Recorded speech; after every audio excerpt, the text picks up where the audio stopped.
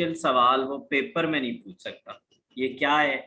Calculate number of units in ending inventory. अब आपने ना जब इस क्वेश्चन को करना है ना तो खुद को एक शॉपकीपर या बिजनेसमैन समझना है। हमारी एक शॉप है जिसके अंदर बैग्स हम बेचते हैं। हमारे पास 3000 बैग्स पड़े थे, हमने मजीद 6000 खरीदे, मजीद 4000 और मजीद 6000। अब मुझे ये बताएं कि हमारी शॉप के अंदर इतने बैग्स पड़े थे, टोटल बैग्स हमारे पास कितने हो गए? सर 6, 3, 4 और 6 को ऐड करें 19,000 बन गया। ये कितना बन गया? 19,000 बन गया। इसमें से 19,000 टोटल बन गया। चले calculate the number of units. वो कहता है एंड में जितने इन्वेंट्री, मैंने क्या बोला था सर? आपने बोला था स्टॉक को बोलते हैं। इन्वेंट्री किसको बोलते हैं चैम्प? स्टॉक को बोलते हैं। स्टॉक को। तो यार वो कह रहा है कि साल के एंड में आपके पास कितने यूनिट्स बचे। यार हमारे पास टोटल थे कितने? सर हमारे पास टोटल थे 19,000। कितने थे? 19,000। उसमें से 7,000 जो है वो सेल हो गए, तो कितने बच गए? 12,000। तो ये हमारा पहले पार्ट का ये आंसर है। अब इसको अटेम्प्ट कैसे करना है वो मैं आपको करवाता हूँ, प्रॉपर करवाता हूँ। ठीक है, तो हमने कैलकुलेट करके दे दिया, बस ये हमारा पहला पार्ट हो गया। ठीक है, अब कहता है calculate the value of inventory. अब वो कहता है कि अब इसकी वैल्यू निकालें। वैल्यू और यूनिट्स में क्या फर्क होता है? सर वैल्यू रुपीज में होती है और यूनिट्स फिर यूनिट्स में होते हैं। जैसे मैंने बैग्स कहे तो वो बैग्स हैं। अगर उन बैग्स की वैल्यू रुपीज में हम लगा रहे हैं, ठीक है, या दिरहम में लगा रहे हैं या रियाल में लगा रहे हैं, तो वो उसकी वैल्यू है। वैल्यू और यूनिट्स में आपको फर्क पता लग गया होगा। 18 रुपीज। नहीं, ये नहीं, अभी नहीं। ये हमने देखना है कि वो जो साल हमारे पास कितने यूनिट्स बचे? 12,000। कितने यूनिट्स बचे? 12। तो कहता है कि वो जो 12,000 यूनिट्स है ना, 12,000 यूनिट्स, उनकी वैल्यू बताएं। फाइफो मेथड से भी बताएं, लाइफो से भी बताएं और एवरेज से भी बताएं। ठीक है, और लास्ट में हमें वो कहता है इनकम स्टेटमेंट बनाएं। आपने जो मेथड मैंने फॉलो किया है आपने उसी तरह पेपर में फॉलो करना है, और चाहे जैसे भी क्वेश्चन आए ना आपने यही मेथड लगाना है, चाहे वो रिक्वायरमेंट जो मर्जी है देता रहे, आपने इसी को फॉलो करना। ठीक है ना, ये मैंने आपकी आसानी के लिए ही किया है। सबसे पहले वो जो मर्जी है नीचे रिक्वायरमेंट में डालता रहे, आपने सबसे ऊपर लिखना है ओपनिंग इन्वेंट्री, हमने लिख लिया। फिर आपने लिखनी है फ्लान डेट की परचेजेस, फ्लान डेट की परचेजेस, फ्लान डेट की परचेज, उनको रुपीज से क्या कर लेना है, उनके मल्टीप्लाई, ये उनकी टोटल कॉस्ट। इसका मतलब है कि 19,000 हमारे पास टोटल यूनिट्स बन गए और उनकी कॉस्ट इतनी है। ठीक हो गया। अब 19 में से मुझे ये बताएं बिक कितने गए, सेल कितने हो गए? सर 7,000 बैग सेल हो गए, तो हमारी 12,000 बच गए। वैसे ये हमारे पार्ट नंबर 2 का आंसर है, और ये हमारा पार्ट नंबर 1 जो है ना वो ये ऊपर है। पार्ट नंबर 1 वो कहता है टोटल यूनिट्स बताएं 19,000 और उन कॉस्ट ऑफ गुड्स उनकी बताएं, उनकी कॉस्ट बताएं, तो वो 208,000। सर मेरा एक क्वेश्चन है। जी बोले। सर इन्होंने हर जैसे ये 3000 यूनिट के आगे इन्होंने लिखा हुआ है at the rupees 8 each, at the rupees 9, at the rupees 10 and at the rupees 15, मगर इन्होंने लास्ट में total 7,000 units at the rupees 18 each were sold. ये क्या है सर? देखो, हम जब हम ला रहे हैं, सपोज हम कोई चीज ला के अपनी शॉप पे बेच रहे हैं, तो जितने की हम लाएंगे उतने की तो नहीं ना बेचेंगे, हम उसको ज्यादा प्राइस में बेचेंगे ना। अगर हम 8 रुपए की चीज लाए हैं तो 8 रुपीज में तो नहीं बेचेंगे। We are going to be sold on, मतलब हम तो मैक्सिमम पे बेचेंगे। तो जब यूनिट सेल की है ना तो वो 18 के हिसाब से सेल की। लेकिन फिलहाल आपने इसको नहीं छेड़ना, इसके इतने हिस्से को छेड़ना है। ठीक है, ये अभी नीचे आ जाएगा, ये मैं आपको बात करता हूँ आपसे। अब पहली बात तो आपको ये पार्ट 1 मैंने बता दिया, ये मैंने आपको पार्ट 2 बता दिया। आपके पेपर में वो ये मांगे या ना मांगे, आपने पैटर्न यही फॉलो करना। ठीक है ना, वो ये भी डायरेक्ट मांग सकता है कि बताएं जी लाइफो फाइफो और एवरेज से इन्वेंट्री की वैल्यू बताएं, बस आपने फिर भी पहले ये बनाना है, फिर ये बनाना है, अब फिर लाइफो फाइफो पे आना है। चलो फाइफो क्या होता है? First in first out. एक चीज मुझे बताएं, हमारे पास हमने स्टॉक देखा, तो हमारे पास स्टॉक आप मुझे बता सकते हैं कि ये कैसे बना? आप मुझे बताएं। तो सर 3000 हमारे पुराने यूनिट्स थे, 6 हमने ये देखें 6 हमने ये लिए, 4 हमने फिर खरीदे 16 की डेट को, और 25 हमने फिर खरीदे। आपको मेरी बात समझ आ गई होगी कि हमारे पास 3000 बैग्स पहले पड़े थे। जी जी 7th ऑफ अक्टूबर को हमने 6000 खरीदे, फिर हमने 16th ऑफ अक्टूबर को 4000 खरीदे, और 25th ऑफ अक्टूबर को हमने 6000 मजीद खरीदे। आई होप सो कि आपको समझ आ गई होगी कि ये हमारे पास चीज है। हमारे पास एक कस्टमर आ गया जो बैग्स हमसे खरीदना चाहता है, जिसको हम बेचेंगे। अब मुझे ये बताएं वो कितने बैग हमसे डिमांड कर रहा है? ये लिखा हुआ है, कितने बैग डिमांड कर रहा है? 7000। यूसुफ यार मुझे एक चीज बताओ, FIFO first in first out, जो पहले वाले बैग हैं हमने वो उसको बेचने हैं, ठीक है? मैंने जाके ना एक बैग्स पड़े हुए थे रैक के अंदर, मैंने रैक को हाथ डाला, बीच में से कितने बैग निकल आए पहले रैक में से? 3000। मैंने उसको पकड़ा दिए। अभी उसको मजीद कितने देने हैं यूसुफ? 4000। ठीक कह रहे हो। तो इसका मतलब है हमने यहाँ से कितने निकालने हैं, इस 6 में, इस वाले रैक से कितने निकालने हैं? 4000। इस वाले रैक से मैंने कितने निकालने? 4000।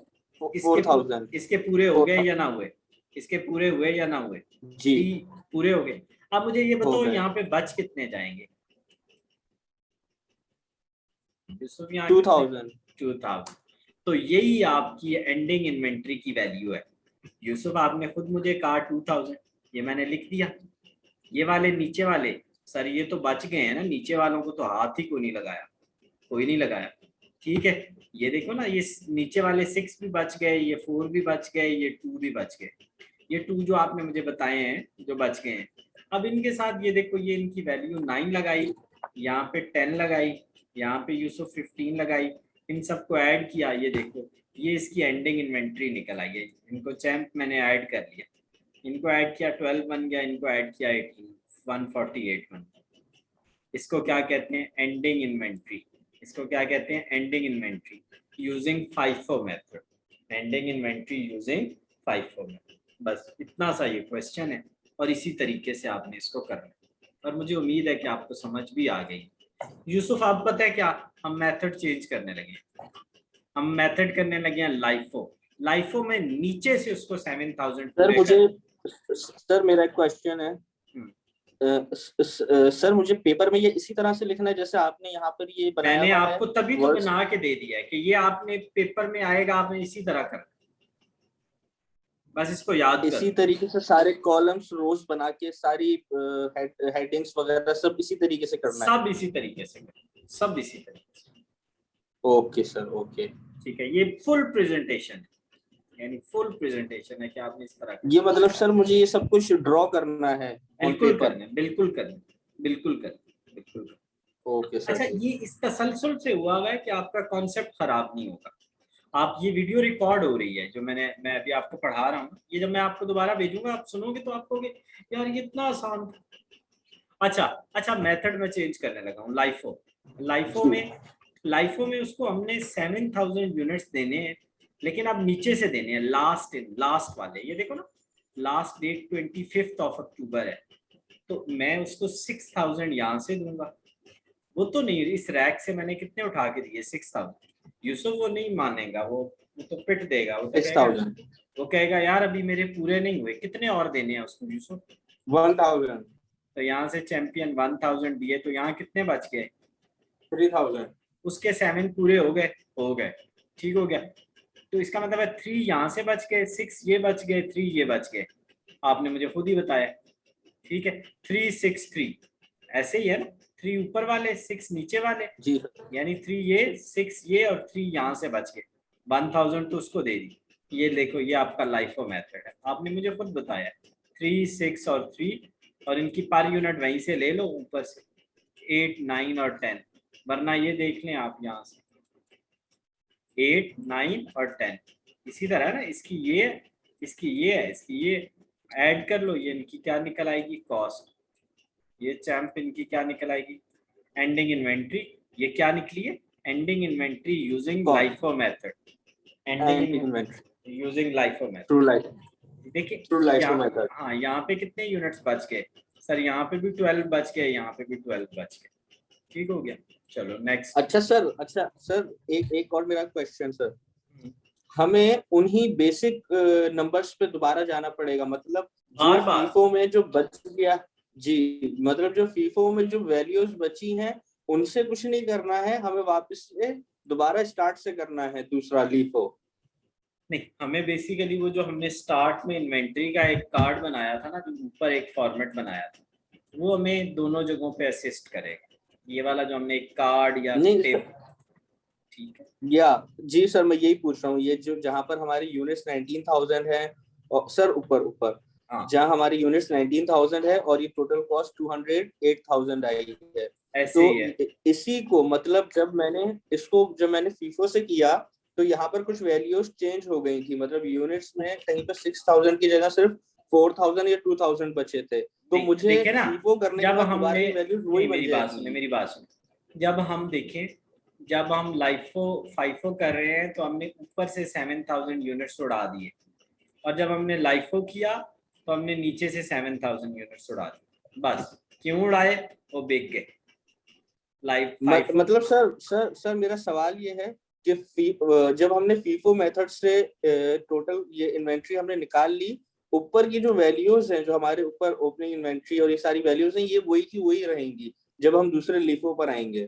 बिल्कुल ऐसे है, मतलब ये 3,000 ही रहेंगी, हाँ वो वही ही रहेंगी, रहेंगी, यानी ये मकसद नहीं है कि जब फाइफो से वो उड़ गई, तो जब लाइफो पे जाएंगे तो वो नहीं रहेंगी, ना ना ना ना ना, वही रहेंगी, वो वही रहेगी। हाँ, मेथड चेंज हो गया, मेथड चेंज हो गया, या मेथड ये लग सकता है, अगर या ये लग सकता है, ये नहीं लग रहा तो ये लग रहा है, तो फिर वो इसका काम खत्म।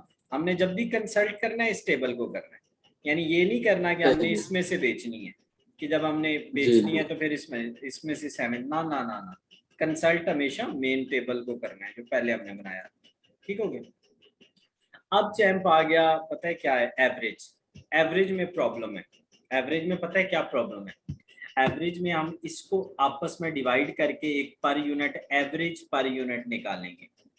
एवरेज में हम क्या करेंगे, टोटल कॉस्ट को टोटल यूनिट्स पे डिवाइड करके पर यूनिट निकालेंगे, ठीक है। मैं आपको दिखाता हूँ, ये 2,08,000 को 19 पे मैंने डिवाइड कर दिया, ये देखिए 2,08,000 को 19 पे डिवाइड करके एवरेज पर यूनिट निकाल दी।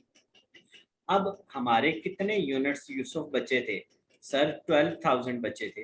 अब यहाँ से देख लो, या वरना हमें खुद अंदाजा नहीं है कि 19 में से 7 बिक गए तो 12 बच गए, तो 12 को हमने ये 10.947 से मल्टीप्लाई कर दिया, हमने 10.947 से मल्टीप्लाई कर दिया 12,000, तो ये हमारे पास एंडिंग इन्वेंट्री निकल आई।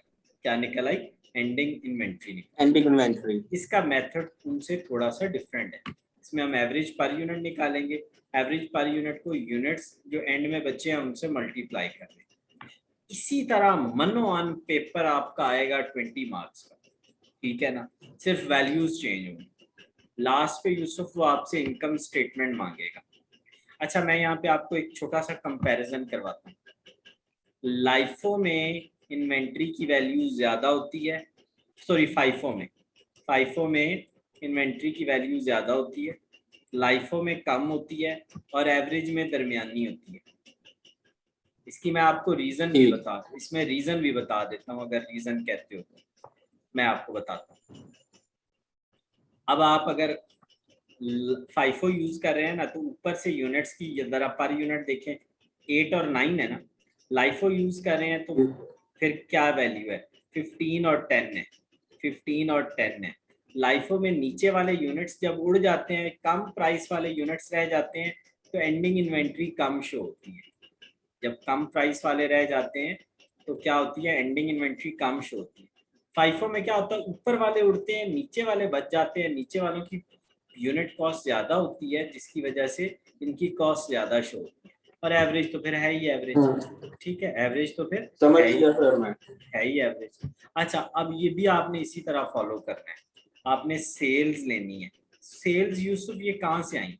सर ये क्वेश्चन में गिवन है 7000 यूनिट 18 के हिसाब से हमने बेचे, आपने मुझे खुद नहीं बताया कि 7000 यूनिट्स हमने 18 के हिसाब से बेचे, आपने खुद बताया मुझे, ठीक है। तो जी अब जब हो गया,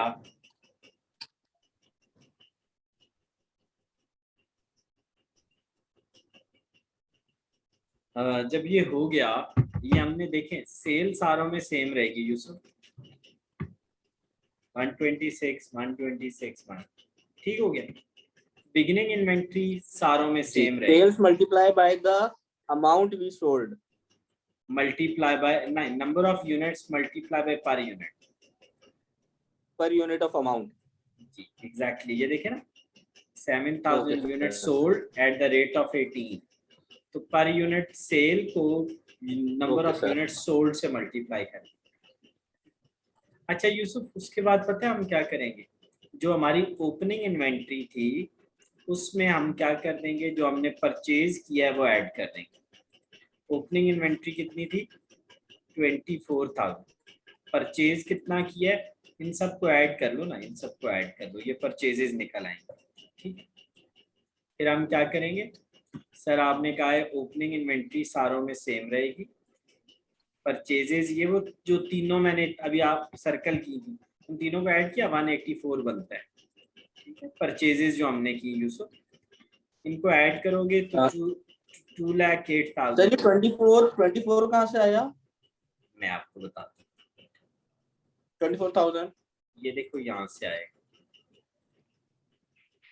मैं आपको इसके से ये वो जो हमने पहला पार्ट किया था ना यूसुफ, पहला पार्ट किया था, उसमें आप ये देखो, ये हमारी ओपनिंग इन्वेंट्री है, ये वाली चीज यहाँ आ गई, ये वाली। मतलब सबसे पहले जो हमारे पास पड़े हुए थे बैग्स, वो हमने उनकी वैल्यू, वो 24,000 के थे, 24,000 के थे, वो हमने सारों में लिख दिया। फिर जो हमने नए परचेज किए वो कितने के किए? 184 के। ये 184 कैसे निकला सर? इन तीनों को ऐड कर दें, 54, 40 और 90, 54, 40 और 90, हमने इनको चैंपियन ऐड कर दिया, 184 बन गया। सारों में 184 लिख दो, यहाँ पे भी, यहाँ पे भी, यहाँ पे। सर तो फिर डिफरेंस कहाँ आ रहा है यार? एंडिंग इन्वेंट्री का, इधर एंडिंग इन्वेंट्री 184 थी, 148 थी, इधर कितनी थी? 108, और इधर ये देखो 131, इधर क्या है चैम्प? 131। यही तो मेन डिफरेंस डाल रही है। अब ये दोनों आपस में ऐड होके वही 208 बन गया, दोनों ऐड होके 208 बन गया, 208 ये वाला यार, 208 सेम वही वाला, ठीक है।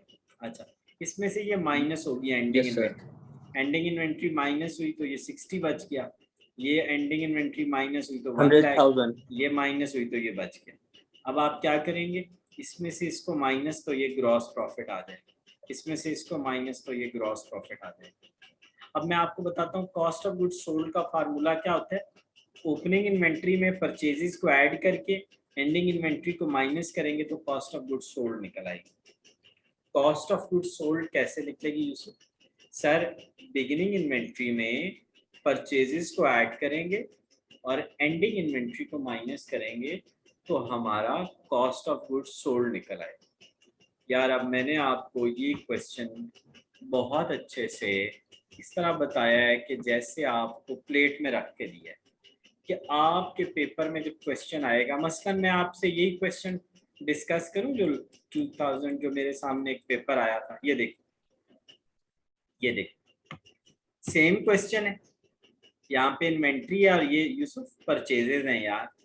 यहाँ पे कितने यूनिट्स बेचे हैं उसने? 1,10,000, 10 के हिसाब से 1,10,000 और 10 के हिसाब से बेचे। अब वो देखो यहाँ पे सिर्फ पता है क्या कह रहा है, 20 नंबर का क्वेश्चन हमें दे रहा है और हमें क्या कह रहा है कि फाइफो, लाइफो और एवरेज से करो।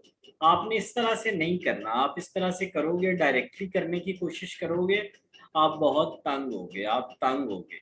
आपने जिस तरह मैंने बताया है आपने वैसे करना है। आपने पहले पहला टेबल बनाना है, पहला टेबल बनाना है इस तरह से, फिर आपने ये दूसरा टेबल बनाना है, फिर फाइफो का, फिर लाइफो का, फिर एवरेज का, और लास्ट पे ये वाला बेशक ना बनाना क्योंकि इसमें उसने ग्रॉस प्रॉफिट मांगा नहीं, उसने ग्रॉस प्रॉफिट मांगा ही नहीं है, तो लास्ट वाला बेशक ना बनाना।